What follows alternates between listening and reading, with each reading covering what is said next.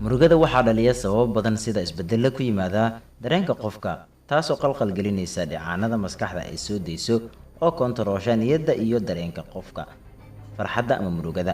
baaritaano badan oo lagu sameeyey daawada kiimikada ah oo lagu saxo qalqalka ayaa la sheegay in ay yarayso xusuusta qofka bini'aadamka ah maxaa yeelay waxaa la arkay in daawadu waxtarkeedu uu ku meel gaar yahay badanaana ay daawadu waxyeele leedahay sidaas awgeed waxaa soo baxday fikrad ah in haddii qofka lagu caawiyo in loo daweeyo si dabiici ah uu bogsoonaan og yahay markii kiimikada la siiyo